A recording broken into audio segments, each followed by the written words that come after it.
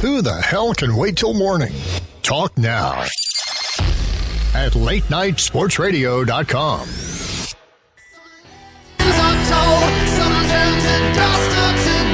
But you will remember me for centuries. It's the Fantasy Greek, starts and sits in 60 minutes here on Late Night Sports Radio. It's week 10, folks. The legacies are starting to be carved out. The contenders are separating themselves from the pretenders. And those of you on the periphery of each group, you need this show to help you launch yourself up into that upper echelon. And that's what we're here for. I'm Keith Greek from 87sportsfans.com, and joining me, as always, is the Fantasy Greek himself from thefantasygreek.com, Jim Sarantias. Happy Wednesday, Jim. Keith, happy Wednesday to you. How are you, buddy? Good. How'd you end up last week? Because there's been an atrocious amount of injuries throughout the NFL. Were your teams affected personally? I did have Ben Roethlisberger on one team, so he's sort of off the other side, but I think I have Andy Dalton on that one, so I'm not particularly concerned. The injury that killed me this season was Jamal Charles. I think I had him on 3 teams. 2 of those teams have been in a tailspin ever since. One of them I'm still doing fine because I was, lucky enough to, go out on the waiver wire, get Charkandrick West, pick up James Starks, Eddie Lacy tank that hurt me in one league, and obviously it helped me in the league that I have James Starks. So, it's been one of these just, wow. It's hard to keep up on everything. And anybody that's winning in daily fantasy sports, call us right now because I want to hear your strategy because I got to tell you, that's no cup of tea with all these things going on. Well, we know that the person calling won't be from New York State, of course. We'll throw that disclaimer out here. Yeah. just to start with here. With Eddie Lacy, you just have to be thankful at this point that he didn't eat James Starks. So, I don't know what's going on. I mean, everybody wants to put it out on their weight, and I'm just kind of like, whatever. All right, it's week 10, folks. So we got some interesting matchups this week. If you are new to the program, if you are listening live, and you have some lineup questions that you would like to address specifically, the phone number is 585-633-7487. That's 585-633-7487, and we give you Jim's personal attention, a little TLC there for your fantasy. A little hand-holding. I feel like when I say that, I should try to do some kind of Barry White impersonation. I give you some TLC, baby, for your fantasy team. We kept it together, didn't we? Man. Whatever it takes. We're pretty much willing to do anything here these days. And live or on demand, if you are listening, you can also always tweet at the hashtag AskTFG. That's AskTFG. And Jim will address will attempt to allay your concerns. All right, so without further ado, the Thursday night game. The Buffalo Bills at the New York Jets.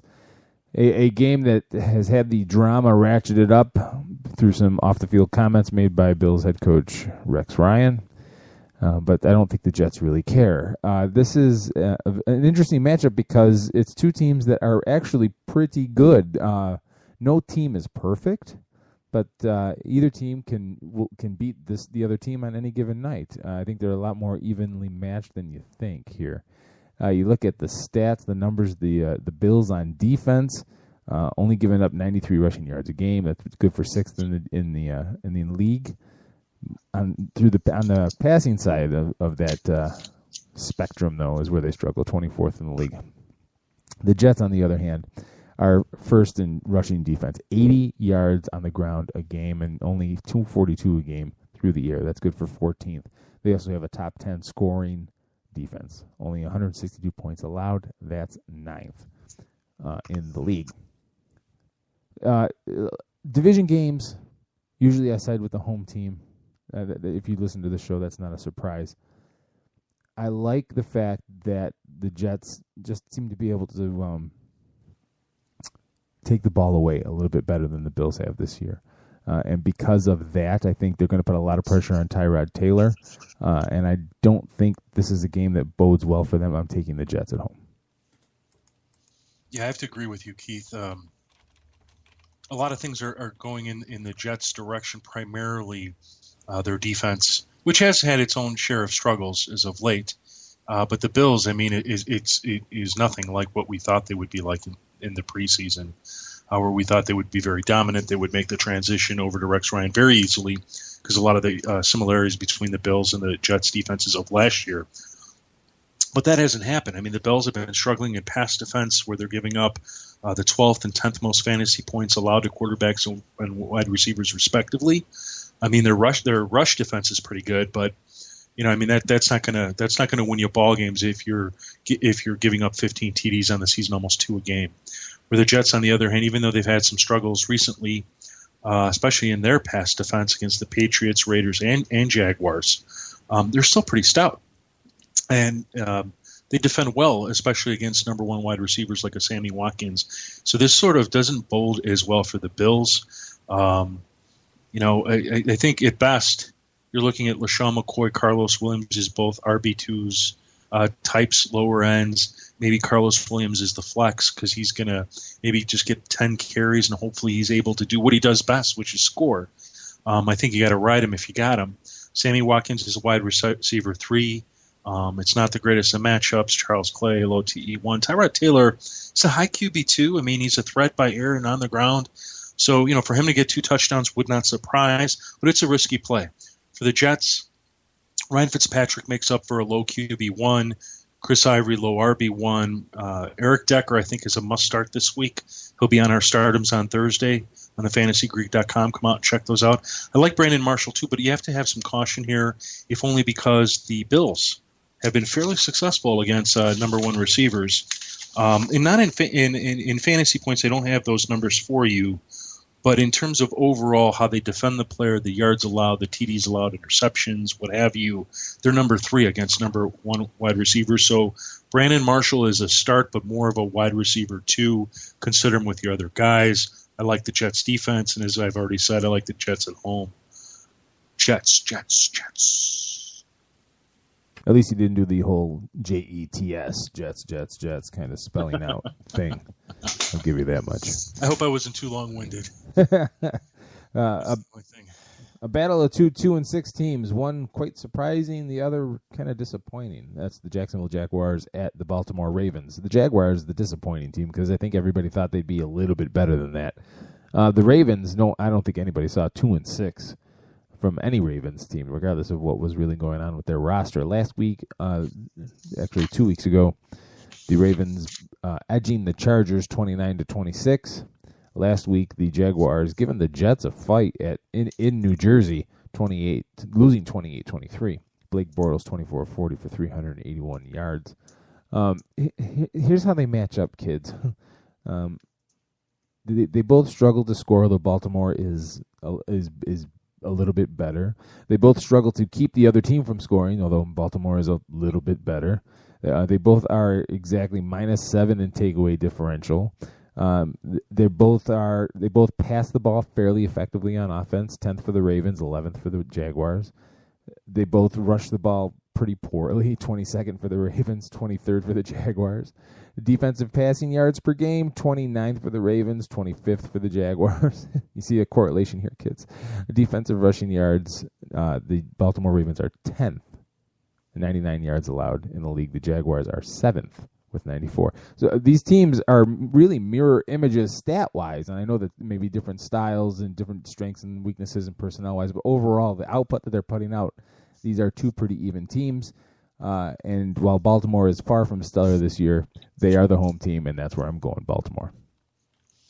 I'm going to take the Jaguars in this one, and I think this is just a team that they're peaking at the right time. They came out of their bye week, guns firing. They've got a great offense, great quarterback. There's nothing about the Ravens defensively that can scare you anymore. And on offense, they're going to struggle without Steve Smith Sr. there.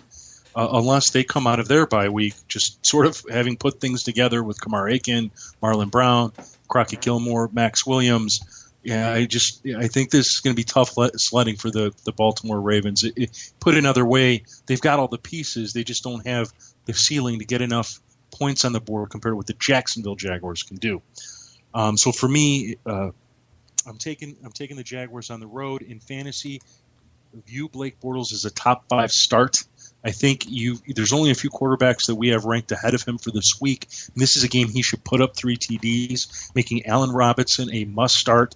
Allen Hurns is a must-start if he's healthy. Check the injury report because I believe he missed practice because of I think it's an ankle injury, I believe. It does have to do with his foot. And if he does miss, Brian Walters becomes an automatic wide receiver 3. Brian, he's done a tremendous job when either Robinson or Hurns have been injured. TJ Yeldon I like as a low RB2. I think they'll work him into the passing game. Julius Thomas is a guy to avoid if you can. The Ravens, for whatever reason, they are top 5 against this position. They defend it, and they defend it well, so put them on your bench. For the Ravens, you got to like Joe Flacco as a pickup and play or a streaming option if you need him. Justin Forsett is an automatic RB1. Kamar Aiken is a wide receiver 3. Crockett Gilmore a low TE1. And, if you're in some bizarre league where you just don't have that many defensive options and I mean, this I think is risky, Keith. I personally would not play him myself. But, I mean, if there was a league that you're just kind of like, man, I really messed up on the defenses. I'm sitting here staring at the Chargers who are on the bye week, the Bears going up against the Rams, which actually wouldn't be such a bad play this week necessarily. But the Ravens are an option because the Jaguars give up a bunch of fantasy points to the position, even though I do believe they will lose the game. Jaguars win. All right, the Detroit Lions travel to the Green Bay Packers. The Lions in a dismal season, 1-7. Pretty much everybody but Jim Caldwell has been changed over at the head of this organization, and I don't think that 2016 will open with that same scenario. Green Bay coming off 2 tough back-to-back wins last week, losing to the Panthers 37-29 in a game that was not as close as the final score would indicate. 15 fourth-quarter points for the Packers made that game a lot closer, but Carolina was running away with that game. So this is the game, I think, kids, that Green Bay rights themselves. They are not a perfect team. I never was a big fan of them defensively, but they played out of their shorts for the first 6 games of the season, and the last 2 they've. Wear shorts in football. It's a figure of speech, Jim. For Christ's sake, I mean, honestly, if you're going to hold me to those kind of standards, I'm just going to hit the stop button right now.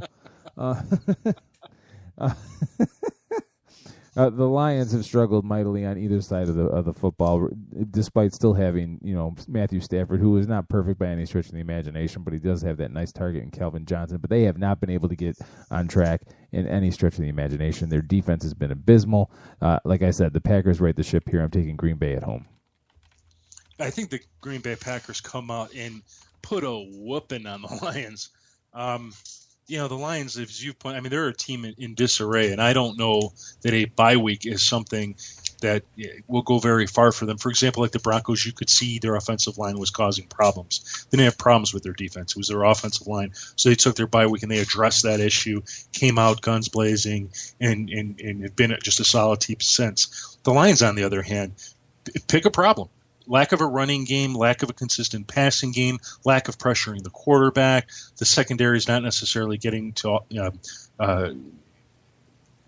neutralizing the playmakers for their opponents. So you cannot like this game. You have to like starting all your playmakers for the Packers. Rodgers, Cobb, Devontae Adams makes for wide receiver 3. James Jones, I kind of would rather avoid him because if you look at his last few weeks, I mean, besides the beginning of the season, he hasn't done much, even when the opportunity has arisen. Richard Rodgers is a TE2. I like the Packers' defense. And, of course, you have to start James Starks, who was just announced today to be the new Packers starter at running back.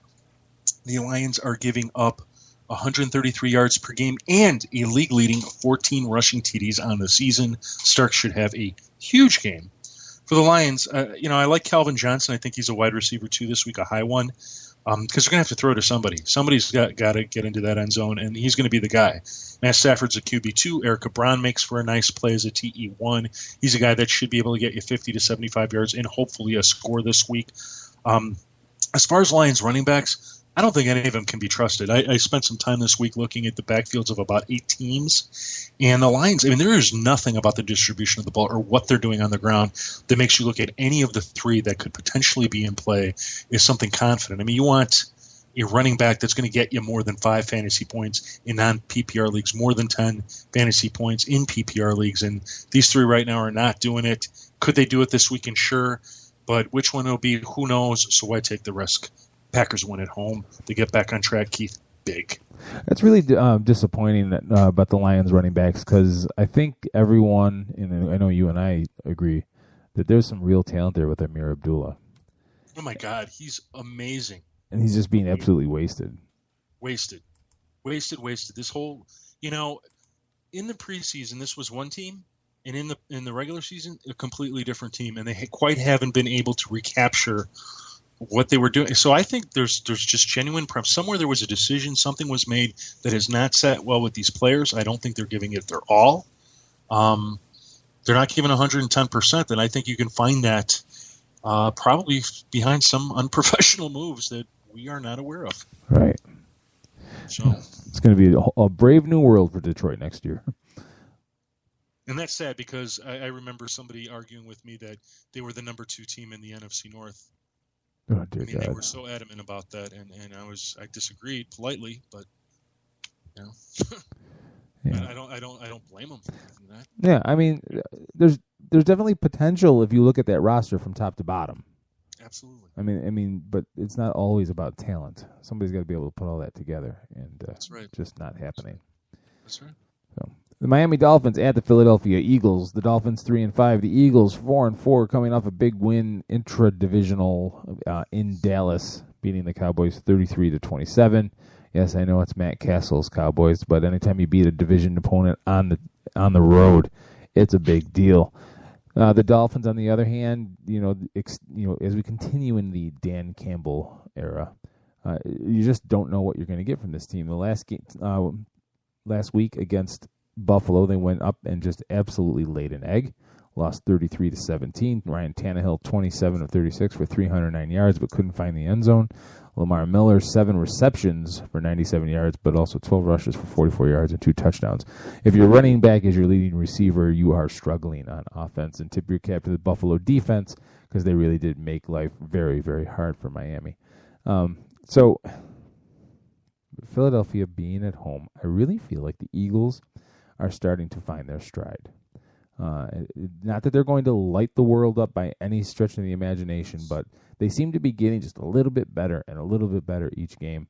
And I think the Dolphins, while Campbell has maybe toughened them up in a little bit, I think they're still soft in their core, and they can't go into Philadelphia and win this game. I'm picking the Eagles. I'm taking the Eagles too at home, Keith. They're playing at least some winning football. I mean, this isn't exactly the team that we envisioned in the preseason, where Sam Bradford and this offense would be dominating at will.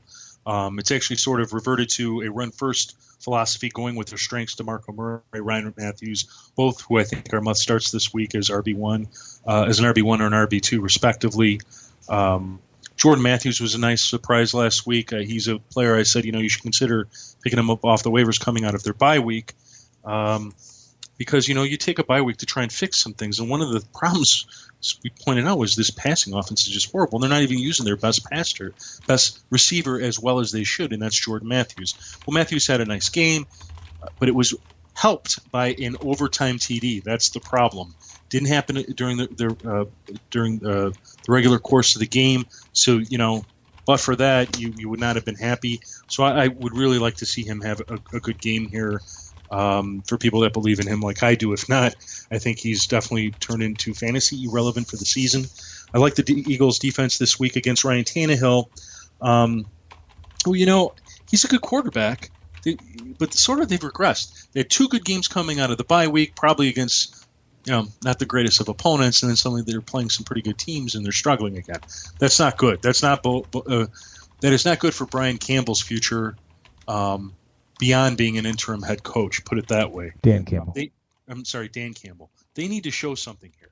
Lamar Miller needs to have another strong game. I expect that from him. He's an RB2. Don't let the J thing scare you just yet. I mean, I could see him getting 5 to 10 carries, but it's just not time to give up on Lamar Miller just yet. View him as a low-end RB2.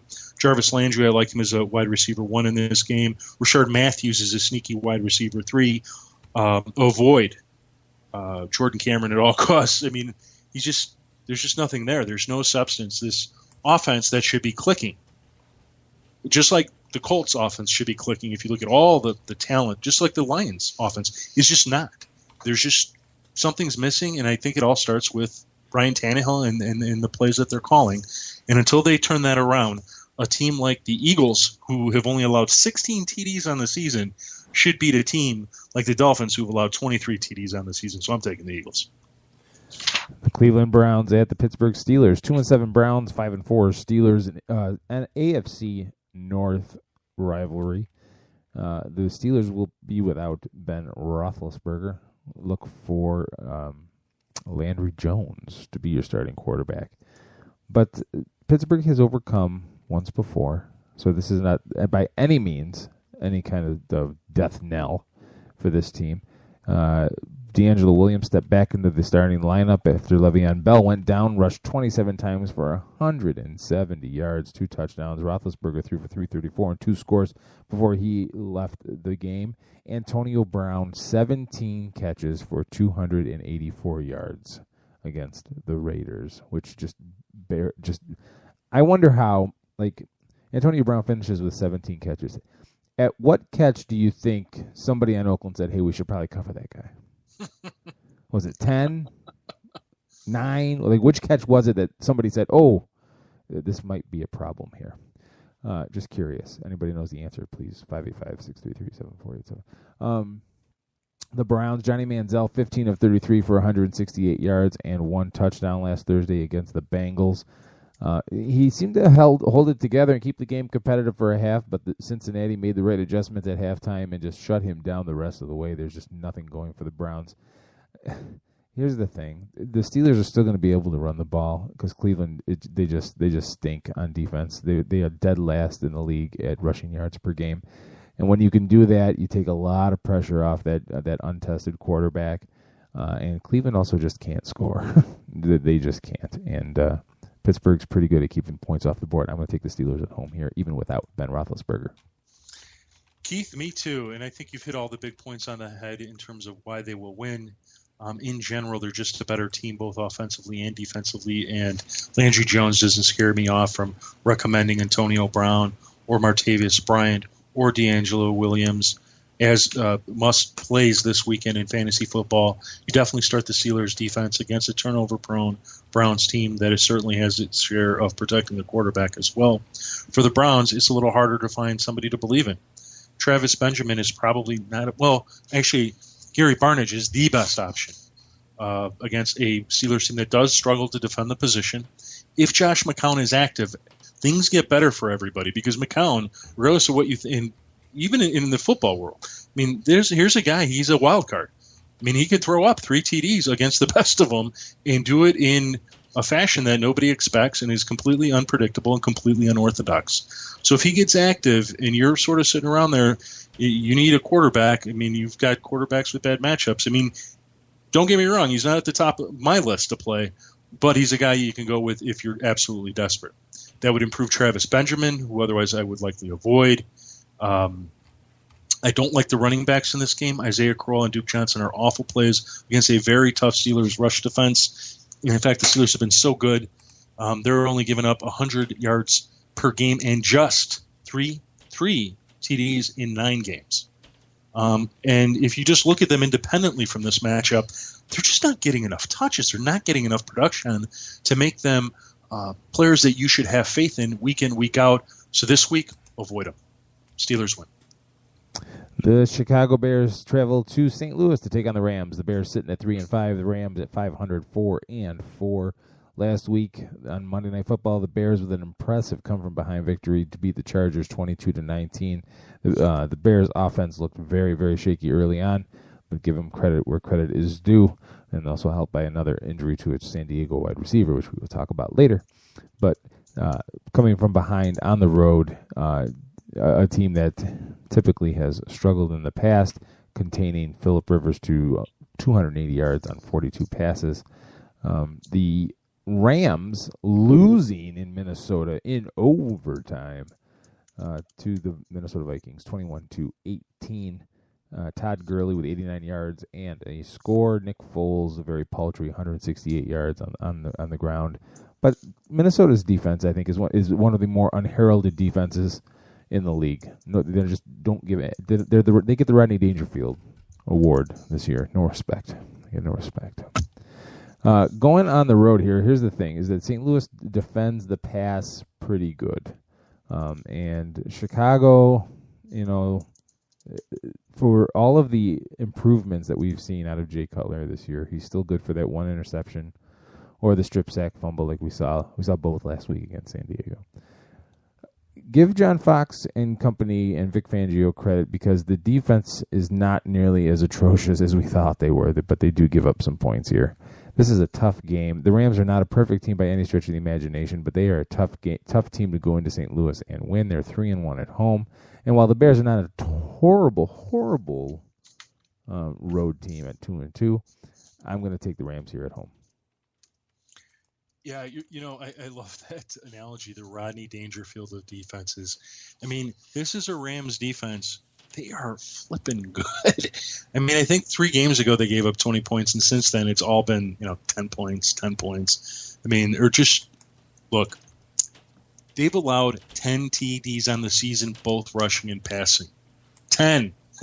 That's in 8 games.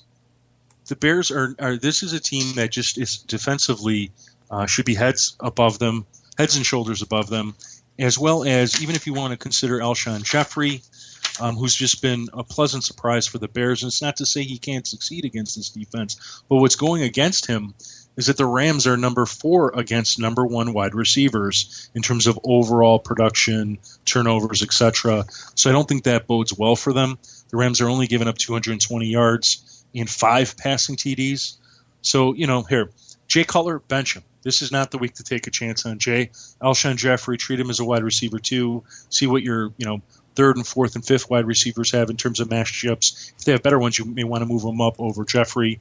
Martellus Bennett, he's sort of a mid to low TE1, again, for the same reasons as before. But what makes him such a better play is the number of targets he gets, his receptions, and the fact that he's always a red zone threat. Jeremy Langford, I like him as a low RB1, high RB2, because just like Matt Forte, he's going to get a volume of work.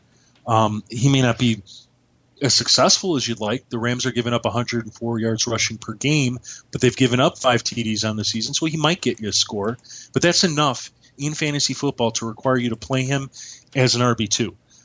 For the Rams, Todd Gurley. I mean, he's what's going on in this game, and he's going to be the best option next to the Rams defense. You can look at Tavon Austin as a wide receiver 3, but he's boom or bust. I wish they had a better quarterback than Nick Foles because they have this deep group of wide receivers that they can't do anything with. Nonetheless, Rams at home. The Dallas Cowboys travel to the Tampa Bay Buccaneers. 2-6 the Cowboys are in what is turning into very rapidly a lost season. And the Tampa Bay Buccaneers 3-5, showing some improvement from game to game. A lot of that has to do with the progression of rookie quarterback Jameis Winston. Because Tampa Bay's defense is still atrocious. Lovie Smith's defenses in Chicago always had a reputation for being bend but don't break. They give up a good amount of yards, but they don't give up the points. Well, it's just the opposite with Tampa's defense this year. They don't give up a whole lot of yards, but they just can't keep points off the board, and they don't take the ball away very well at all. The problem is here, kids, is that they're going against Matt Castle's Dallas Cowboys here. And although Darren McFadden has been absolutely rejuvenated in the last couple of weeks, they still struggle to score points. I can't believe I'm about to say this, kids, but I'm so tempted to pick the Tampa Bay Buccaneers. I actually had a hard time picking this game, and I don't believe that what they put forth in the passing game is enough to really seal the deal here. But I believe that Dallas can run the ball, and I believe they can even run it on this Tampa Bay defense. And for that reason alone, they'll be able to control the clock. And I'm going to pick the Cowboys on the road here.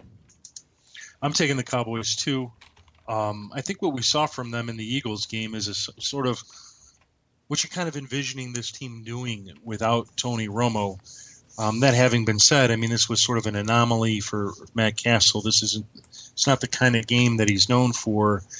But if he's able to work with the talent that the Cowboys have, and indeed they're talented, and they're going up against a pass defense that, they may not give up the yards, but they're giving up the scores. And as long as they get the ball running, which they should, through Darren McFadden, I like their chance. Plus, I like their defense, and I like their defense against a rookie. So I'm going to take the Cowboys for that reason. In fantasy play, definitely Darren McFadden is an RB2. He's getting the amount of touches, and he's producing enough behind that offensive line to be I wouldn't say a must start, but a guy you can confidently play, and you probably have a few other options ahead of him. Des Bryant, go ahead and get him back in as sort of a low wide receiver 1, wide receiver 2. Cole Beasley last week was an anomaly for him as well. I caution people to pick him up off the waiver wire. But when you look at this game, he's the guy that's going to break it open for him through these short passes that, he gets 10, 15 yards and then busts them out for 20 to 30. So if you need a wide receiver 3 this week, you could do worse because the Buccaneers, they're giving up 240 yards per game and 19 TDs so far this season. That is second most in the NFL. Jason Witten, I think he's okay. He hasn't really done as well as I think we've wanted him to do under Matt Castle. So if you're going to view him as more of a low-end TE1, I like the Cowboys defense this week against the rookie. Doug Martin, RB1. Get him started. The Cowboys have been getting filleted on the ground, giving up the second most fantasy points to the position, an automatic 111 yards rushing per game, 1 TD per game. Mike Evans, he's a wide receiver 1, wide receiver 2. Any way you cut it, he's going to be highly targeted in this offense 15 to 20 times a week. You just don't sit a guy like that. Vincent Jackson, you better watch, see if he makes it back. It'd be nice if he did. I think that would improve the Buccaneers' chances. I think if Austin Seferian-Jenkins plays, that improves their chances. Maybe not his fantasy play. I think he's still a TE2. And Jameis Winston, I'd bench him. This is just not good. The Cowboys are, 240 yards passing allowed, which is just fine, but 9 passing TDs on the season. Just 9, Keith. This is not what you want from your fantasy quarterback this week, so avoid Jameis Winston at all costs. Cowboys win. The Carolina Panthers at the Tennessee Titans, the still undefeated Carolina Panthers, 8-0, and I wrote a piece about their win against Green Bay last week at 87sportsfans.com and how the Carolina Panthers deserve your respect for how they play the game. Ground and pound, baby, going to the Tennessee Titans, a team that eked out an overtime win against the Saints in interim head coach Mike Mularkey's first game, 34-28. Marcus Mariota, 28 of 39 for 371 yards and 4 touchdowns. I know that New Orleans defense is not much of anything, but that for a rookie is a fantastic performance. Tennessee's defense has been pretty good, and this game might be a lot closer than everybody wants to admit here. But I think the Carolina Panthers are on the way to something special, and it's really going to be it's going to be something that it's going to blow everyone away because they just don't have the talent in the passing game, and I mean the receivers, not Cam Newton, to really put together any kind of resemblance of what we consider your run-of-the-mill NFL offense these days that you pass. They run the snot out of the ball. They do it well. They're first in the league at 142 yards per game on the ground. They're +6 in takeaway differential. They control the clock. They don't let you score. They put points on the board, and they don't turn the ball over all that much. That is a great recipe. I'm picking the Panthers to go into Tennessee and take this. Keith, I am too. You have to respect a team that has an 8-0 record, that is winning football the way they are. They're not a high-volume passing offense like so many offenses that we see. They dedicate a part of their game towards running the football, whether it be through Cam Newton or Jonathan Stewart. And they have a defense that has been able to stifle some of the best quarterbacks in this league and put them to the test. And I just cannot see Marcus Mariota, regardless of how good of a quarterback he may be as a rookie, taking to task a vaunted Panthers defense that just plays really good football, that has one of the top cornerbacks in the league who takes out their number one receiving option all the time. Now, whether they're going to put him on Delaney Walker is going to be interesting, or whether they put him on Harry Douglas or Justin Hunter or Daryl Green Beckham, very interesting. from a fantasy perspective, I would say Antonio Andrews is really the only one that I think is a decent play for the Titans as an RB2. It's only because the Panthers still give up around 100 yards rushing, and in 8 games they've given up 6 TDs, so he should be able to make some noise for you. You can treat Delaney Walker as a low TE1 because he's such a red zone threat. I mean, even if they put Josh Norman on him, I don't know. I think in a jump ball situation, Delaney wins that one. I think he just beats him up, to be brutally honest. I like Dorial Green-Beckham as a sleeper in this game. I wouldn't say you should run out and start him. But if Monday morning rolls around and we hear that he put up 60, 80 yards in a score, don't be surprised. He was targeted even more than Delaney Walker last week. I think he came in at 10 targets and Walker came in at 8. So Dorial Green-Beckham is a part of this offense. If he is on your waiver wire and you have room on your bench, you should go pick him up and set him on there, because even when Kendall Wright gets back, I just don't see them going away from Dorial Green-Beckham anytime soon. Avoid Marcus Mariota if you can. For the Panthers, Cam Newton low QB1, Jonathan Stewart RB1, RB2, Greg Olsen a must start. Who I must caution, the Titans do an effective job as well in isolating or neutralizing a team's number 1 wide receiver to the tune of, well, they're 13th, so that's not bad. Greg Olsen should be fine. Ted Ginn is a flex at best, and absolutely positively start that Panthers defense. Panthers win. The New Orleans Saints travel to the Washington Redskins. The Saints 4-5. The Redskins 3-5. And what a turnaround for the Redskins. We went from 2 weeks ago, Kirk Cousins and the "you like that" soundbite, to the 27-10 drubbing the Patriots hung on them. Sunday, November 8th. Kirk Cousins 22 of 40 for 217 yards and a touchdown. Matt Jones, the leading rusher, at 27 yards. This is a Patriots team that doesn't play the run all that well, except for the last 2 weeks, of course. They're still 29th in the league in rushing yards allowed per game. And between Alfred Morris and Matt Jones, the Redskins couldn't figure out how to run the ball. Does not bode well. The Saints, on the other hand, their offense has been rejuvenated, has been awakened, if you want to call it that, the last couple of weeks after struggling in the opening part of the season. We've seen a return to form of Drew Brees, 28 of 39 for 387 yards, 3 touchdowns. Willie Snead leading the way with 95 yards receiving. Mark Ingram, though, still just 22 rushes for 54 yards. Yes, the Saints have never been able to run the ball very well under Sean Payton, and that doesn't seem to be changing anytime soon. They are second in the league in passing yards per game on offense, 25th in rushing yards, but they give up a bunch of points and a bunch of yards. Traveling to Washington, though, this team, I tell you, the Redskins' offense is just anemic in every sense of the imagination. They give up. They're middle of the road on defense. I really struggle picking this game because Washington at home, I think that this is a winnable game. Do I think that they will go out and do this? Nah. I don't know. I can't say that for sure. But if I have to pick somebody here, I'm going to go with the team that has the opportunity to light it up the most, and that's the Saints offense. Not because of their defense, because of their offense. I'm going to pick the Saints. Yeah, I'm taking the Saints too. And, I had to step back on this one, Keith, because you see the Redskins, and you know what? They started so well with their defense. They were one of the – at one point it was a recommended ad in fantasy leagues where, you were scraping to find a defense to play if you missed out on the top ones. And then you got stuck with a defense like the Bills that were just not doing much for you.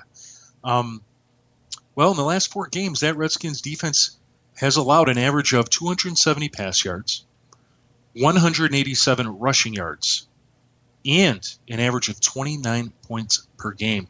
That is not a winning combination by any stretch of the imagination. And because of that, you start guys like Drew Brees, Mark Ingram, Brandon Cooks, Willie Snead, and Ben Watson with confidence. And I even like Willie Snead slightly ahead of Brandon Cooks because the Redskins are pretty good at defending the number 1 wide receiver from the opposing team. But nonetheless, start all these guys. Now, on the flip side, the Saints are awful in pass defense. They allowed the 3rd most pass yards in the league at 292 yards per game, and they give up a league-leading 24 TDs per game. That's almost 3 TDs per game. I mean, you've got to look at that, and I hate saying it, Kirk Cousins is a start this week. He's not a top start by any means, by any stretch of the imagination, but in a 12-team league, he's a low QB1, high QB2. So if you need the help, you got to give him a look. He has had a multiple touchdown game this season. What cuts against him is it was just one game. Everything else has been won, but he does throw the football. And without a rushing game to speak of over there for the Redskins, he's going to be chucking the football. So Pierre Garçon is a start this week. I think as a wide receiver 2, wide receiver 3. Deshaun Jackson should get back on track after being very quiet in his first game. Came back from injury last week. And the guy that is going to be the top fantasy go-getter in this game, I think, is Jordan Reed. He is absolutely a TE1, and I might even say I would rank him as the number 2 tight end this week in all of fantasy play. And after a bunch of points are put up on the board and the dust settles, I like the Saints in this one, Keith. All right, because I really had a hard time picking that, so to hear you say that makes me feel better. I did too. I mean, just when you first look at things, and then I went back and I did the research. See, that's what you get when you actually go to fantasy football site like ours. Oh yeah, that totally makes sense. Seriously, I saw somebody the other day on Twitter. Two of us were asked a question. And the other person, who maybe had 50 followers, wrote back, "Boy, that's a tough call. Go with your gut." Oh, yeah, because that's why people ask. Really? That's not what I do. Wow. I tell you who to do it and why. It's just amazing. Fantastic. All right, what do we got next? The Minnesota Vikings at the Oakland Raiders. 6-2 Vikings, 4-4 Raiders. Derek Carr continues to make giant steps forward. 24-44 for 301 yards and 4 touchdowns against the Steelers last week.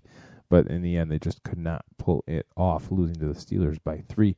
Michael Crabtree, 7 catches for 108 yards, 2 touchdowns, take him off the milk carton. Latavius Murray, 17 rushes for 96 yards. For the Vikings, Teddy Bridgewater, 144 yards before being concussed into leaving the game with a nasty, dirty hit. Knocked him out cold. Stephon Diggs, 3 catches for 42 yards. Adrian Peterson, 29 carries for 125 yards and a touchdown in the overtime win over the Rams. So, here it is, kids. The two of the young, up-and-coming teams in the league, the Vikings and the Raiders. I really thought that it would be a while before I would utter those words. But I think here, for everything that Derek Carr does and can do and very well may do in this game, I think Minnesota just really has just a really amazingly underrated defense. They can keep teams off the board. They can keep them from passing the ball very effectively. They can keep them from running the ball okay. But the Raiders don't really run the ball that well anyway, and they rely on Derek Carr. So I think this plays into Minnesota's strengths. And Bridgewater, I haven't seen a word on whether or not he's listed as questionable according to Pro Football Reference after the concussion. But I think the defense is good enough in this game, and Derek Carr is going to have to show everybody that he is making strides and he can handle this kind of a defense. But until then, I'm going to play pessimist, and I'm going to take the Vikings on the road here. I'm going to take the Raiders at home, and this was another one of these tough games to call. Yeah, because of the exact same reason that you just pointed out. If you look at the Vikings' defense in the last 4 games, they are allowing an average of 209 yards passing, 98 yards rushing, and this is the killer, an average of 16.8 points allowed per game. I mean, it's absolutely impressive. Yeah. Now, have they in those games allowed teams to score more than 20 points? The answer is yes. And the reason I'm going to go with the Raiders is Derek Carr has just been – he's been lights out. He's played well against some of the best defenses in the league, including the Broncos. So, I'm going to go with him this week and believe in him. I like him as a low QB1. Latavius Murray is a play this week. He's more of an RB2 because of the matchup, but you're going to have to see if he gets cleared from the concussion protocol. If he does not, then Marcel Reese will get a bump up in value, and you could turn to him if you need to, if you're in a pinch, whether you're a Latavius Murray owner or somebody else. Amari Cooper, treat him as a wide receiver 2. Michael Crabtree, wide receiver 3. These guys are just being targeted so much and being thrown to so often and making the plays, which is why I think you have to have some confidence in what they're doing over there in Oakland. And I actually like the Raiders' defense as a defense too. But that, again, it pretty much indicates it's a defense to likely avoid unless you're in a 14 or 16 team league and you just really don't have any other options. For the Vikings, Teddy Bridgewater, I think, is a QB2. It sounds like he's going to be cleared from that hit he took to the head, which was the weirdest hit. I mean, it didn't look like he was even touched, but he was, and it was enough, I guess, to knock him unconscious. Adrian Peterson is a must start, but I will caution that this Raiders rush defense is pretty darn good. They're giving up an average of under 100 yards rushing in just 5 rushing TDs on the season, but not enough to bench Adrian Peterson. Stephon Diggs makes for a solid, not great start. Kyle Rudolph is this week's Oakland Raiders tight end special, since the Raiders are still giving up the most fantasy points to the position. So if you're streaming tight ends, he's a guy you can turn to. And that Vikings defense, I mean, even though I'm picking the Raiders to win, I don't know how you bench these guys. I mean, for weeks we've been talking about picking these guys off the waiver wire, picking them up, playing them here, playing them there, and yet there are leagues where they're still available. All that said, taking the Raiders at home because there is something special going on there at Oakland, and unless you're against them, you need to be a part of it. All right, the Kansas City Chiefs at the Denver Broncos. Boy, that really excited you, didn't it? Yeah. Well, I mean, that hit on Bridgewater was just watching his head snap back against the turf like that. But you know, what's his name? Who's the Chiefs quarterback? Or maybe he used to be the former Rams quarterback, and he got smacked. That's when they changed the rule that when you slid, you could not make contact with the quarterback. Trent Green. I mean, that was nothing compared to when Trent Green took that hit in week 1 of, what was that, maybe 7 years ago, 6-7 years ago? Yeah, it was just the way his head just banged against the turf, that's all. Oh, well, I thought it was more scary was when he just went limp. Yeah. Anyway. It's bad. Rough. It was bad. So, moving on to the Chiefs, the 3-5 Chiefs at the Denver Broncos. I have my brain is going batty right now. The last time these teams met, which is what I was looking for, September 17th, the Broncos eked out a 31-24 win at Kansas City.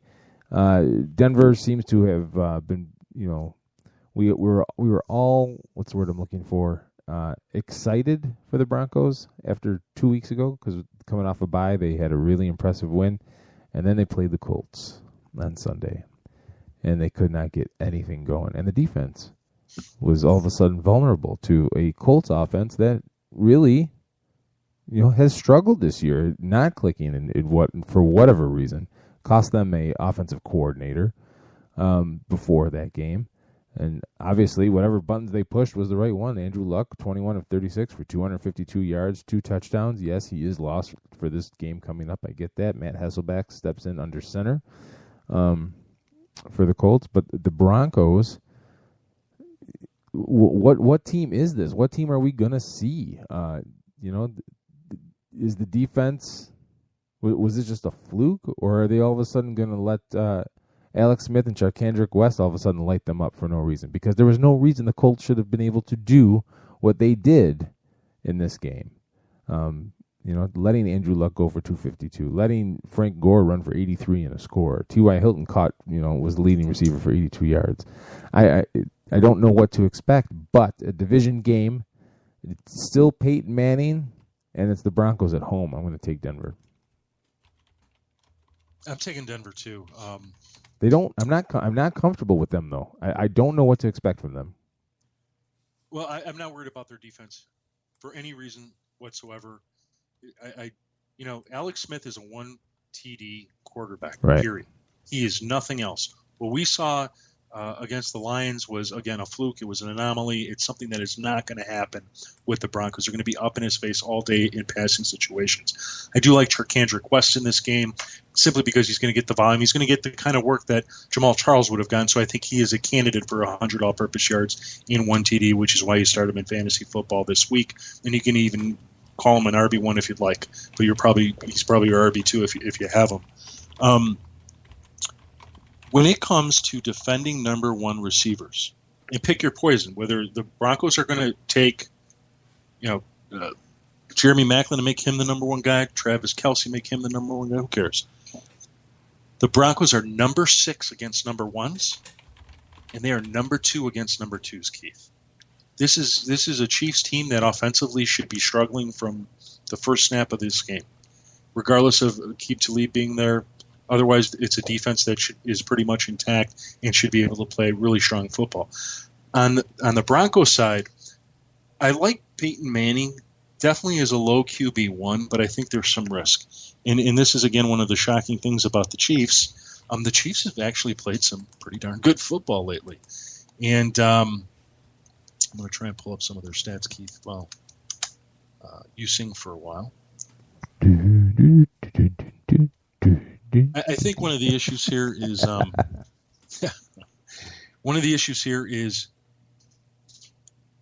in the last 2 weeks, the Chiefs have not allowed a 200-plus yard passer. 192 to the Steelers, 195 to the Lions. So that could be the explanation there. In the previous 2 weeks, it was 237 to the Vikings and 241 to the Bears. Okay, so you could look at this and say, well, these weren't the greatest of offenses at the time either. And even in terms of points allowed, they did not allow a single team to score more than 20 points. So the question you have to ask yourself, can Peyton Manning do better than that? And I think the answer is yes, because otherwise the Chiefs have been terrible defending the position. Despite 4 solid games in a row, the Chiefs are still giving up the 15th most fantasy points to quarterbacks and the most fantasy points to wide receivers. And that tells you a lot. So I think you can still roll with Peyton Manning as a low QB1. Your roll with Demaryius Thomas is a very solid QB1. He should have a terrific game. Hopefully Emmanuel Sanders is active. He's on the injury report. You're going to need to follow that because if he is, he's a solid play. Because all the fantasy points are going to the wide receiver position, Owen Daniels is a terrible play, and hopefully you're viewing what happened last week as a fluke unless it happens 2 weeks in a row. You still got to start the Broncos defense because they've been that solid. View C.J. Anderson as an RB2, Ronnie Hillman as an RB2/flex play, because right now that's how the touches are being divided. They are leaning towards C.J. Anderson, and Ronnie Hillman's been a little bit more of the roller coaster than I think C.J. Anderson, but I like the Broncos at home. This is not a Chiefs team that you can have much confidence with, and in fact, I think maybe we see some changes with regards to their coaching staff at season's end. Broncos win. All right, the New England Patriots 8-0 go to the New York Giants 5-4. The Giants, the traditional Patriots nemesis going forward. The Patriots have found a way to be better when they need to be, and they didn't defend the run well earlier this season. Then they ran it back-to-back against 2 teams that ran the ball fairly well, and they managed to shut them down. So now they go to a Giants team, and what do the Giants do pretty well on offense? Well, they're middle-of-the-road passing. They don't run the ball very well, but they're able to score points. The Patriots have the 5th best scoring defense. The Giants are really bad defensively, and they are bad in the secondary and in coverage. This does not bode well for the Giants here. And I think the Patriots are... I talked about the Panthers on the way to a special season, and for all of the Patriots' successes that they've had over the years, this season I think has the makings of something even more special than what we've seen previously, especially if they end up going back-to-back, which I'm not saying they will at this point, but if they do. I'm going to pick the New England Patriots to go to New York and get the monkey off their back. Wait, are you saying the Patriots have a monkey on their back? Well, with the Giants. The Giants have that thing about beating the Patriots. They do, and that's sort of the wild card in this game. It's very intriguing because we've looked at the last few Patriots games, and heck, the Jets, we thought they could beat them. The Dolphins, maybe they could, maybe not as confident, but the Jets, we thought. And the Giants, they're a wild card. You look at their defense; it's a top 10 fantasy defense, and yet they're giving up just some astronomical yards. They're second in most passing yards allowed at 308, 4th in most pass TDs allowed at 17. And you just say, how can a team that's giving up so many damn points on defense and in special teams be a top 10 fantasy unit? But they are. And sooner or later, the Patriots are going to run into somebody that they're just not, they're going to trip a little bit on them. They'll beat them. but they're going to trip up a little bit, and maybe it'll be a closer game than everybody expects. But I don't know how you go against a team like this when you look at the playmakers on their team and how they are effective and able to execute their offense at will against pretty much everybody. So, obviously, you start your bread and butter guys from the Patriots: Tom Brady, Julian Edelman, Rob Gronkowski. View Brandon LaFell as a wide receiver 3. The Patriots defense is a must start. LeGarrette Blount, I think, is a strong RB1, RB2, if only because we don't know how they're going to roll out their rushing game in this one. James White is the candidate to pick up where Deion Lewis left off, but that remains to be seen. Maybe they just pass the heck out of the football because, like I said, these Giants are just not that good at defending it. For the Giants, Eli Manning and Odell Beckham Jr. are the most for certain fantasy players on both teams. I like Shane Vereen for two reasons. I think he'll be very active in the passing game, and I think he's got something to prove against these Patriots, and this is a good game for him to prove it. And if you got him, you can start him if you need him. Otherwise, Patriots should devour the Giants, at least on paper, Keith. The Arizona Cardinals go to the Seattle Seahawks, the 6-2 Cardinals, the 4-4 Seahawks, in a battle of NFC West teams here. The Seahawks, we know what they are defensively, right? Second in the league in passing yards allowed, 9th in rushing yards allowed, 2nd in scoring defense. The Cardinals aren't too shabby themselves. They're 7th in passing yards allowed and 4th in rushing yards allowed a game. So something has to give here. And what does it come down to, kids? It comes down to the quarterbacks at the end of the day. Is Carson Palmer better than Russell Wilson? Absolutely. The Cardinals are a better passing team. They are a better scoring team. They are going into Seattle, and they're going to win this game. Keith, I agree, too. I mean, a year ago, I wouldn't have agreed, but this year, absolutely. This is a Cardinals team that finally has broken through, and they're winning the games that need to be won, and they're doing it through Carson Palmer, Chris Johnson, a very deep group of wide receivers, and a defense that's been very opportunistic and been very solid in the games they clearly should be solid, and this is one of them. Russell Wilson is just... he's the shell of his former self because that offensive line just can't protect him. We'll have to see how he does coming out of the bye week. Maybe they took that time and fixed things on the offensive line, but that's really hard to say. I'm certainly not betting on that. Russell Wilson is a QB2 for me at this point until he can prove himself. Marshawn Lynch remains an RB1 just because he's so explosive, and I mean he's just difficult to tackle. Tug Baldwin, wide receiver 3, that can be easily avoided. Jimmy Graham, I have him as a mid to low TE1. He's just so up and down, and boy, this Cardinals team, they're pretty good against top receivers for their opponents. So it remains to be seen whether he'll break through. I think if you have him, you're probably playing him, but if you were lucky enough to pick up Jordan Reed, I'm certainly playing Jordan Reed ahead of him, which is why I don't think Jimmy Graham is sort of matchup proof anymore and fantasy proof. The Seahawks, they're a low DST1 because clearly they're opportunistic and they can make the plays when they need to. Carson Palmer, low QB1. Chris Johnson, low RB2. Larry Fitzgerald, I think he's a player to seriously consider benching. The Seahawks are number 1 against number 1 wide receivers. Everything points to sitting Larry Fitzgerald. John Brown will be a much better play. Michael Floyd will be a much better play, and I foresee both of them having better games, so view them as wide receiver 2, wide receiver 3s, and the Cardinals' defense is a top 5 start this week. Cardinals. And finally, the Houston Texans at the Cincinnati Bengals for Monday Night Football. The 3-5 Texans and the still undefeated Bengals. The Bengals, they showed me a little moxie last week. They had Cleveland holding them close, keeping it competitive, but then they just turned the screws on them in the second half. And that, in a division game, that shows you a lot of character. Everyone's waiting for Andy Dalton to make the next step. He may just be doing it, folks. Last week, 21 of 27 for 234 with 3 touchdowns, and he did not have the best first half, but he came back and struggled through it and came out on top. The Texans beat the Titans on November 1st, 20-6, behind 235 yards and 2 touchdowns from Brian Hoyer. DeAndre Hopkins having a great year, 94 yards and a score. Alfred Blue, you my boy Blue, 39 yards, no score for the Texans running game. Look, the Bengals are undefeated. You got to give them credit.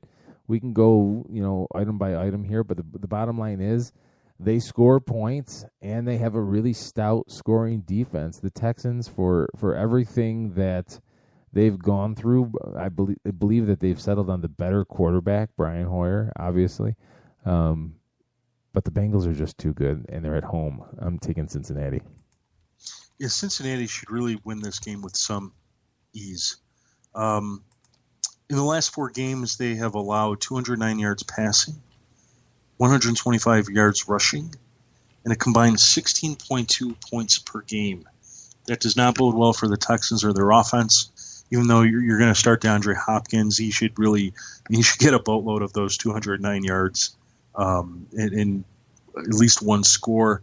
Nate Washington, I think, makes for a wide receiver 3. Cecil Shorts is back this week, but Nate Washington has probably done enough with the time that he has been the starter to keep the duties as well as earn the targets that he should get from Brian Hoyer. I would bench Brian Hoyer. I know he's been sort of, for some people, a fantasy sleeper starlet, a guy that he's had some good games and worthy ones where he's probably helped some people in 14-team leagues or 16-team leagues win. But I just don't see that this week. For the Bengals, you're starting Andy Dalton, you're starting A.J. Green, you're starting Tyler Eifert. They're all must-plays in all fantasy formats from here for the rest of the season.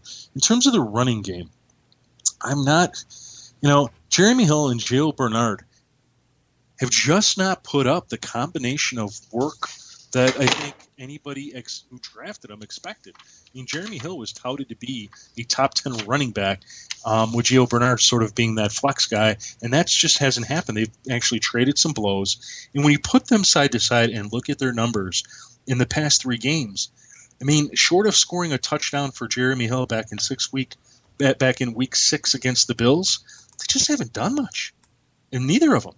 So for me, if I have them on my fantasy team, I'm trying not to play them this week against the Texans and roll with another 2 running backs that I think have better matchups. If it turns out that that's not the case, roll them if you must. But if you can get a better guy in, go ahead and get him in. Oh, who's your pick? Oh, I'm sorry, Bengals. Okay, I assume so, but I wanted to hear it. Yeah. Let out the roar, Keith. Roar. And there you have it. There's your Week 10 starts and sits for your fantasy football team. For Jim Sarantias from thefantasygeek.com, I am Keith Grieve from 87sportsfans.com. We are here every Wednesday night at 11 p.m. Eastern Time at latenightsportsradio.com. If you're listening to this on demand and you have lineup questions, hit the hashtag on the Twitter, AskTFG, and Jim will get back to you in the most timely fashion possible. Tomorrow night, Johnny Bobo Show, 10 p.m. Eastern Time. Jim, are you going to be on that? If I don't fall asleep, yeah, I'll be on. And there it is. Have a good week, everybody.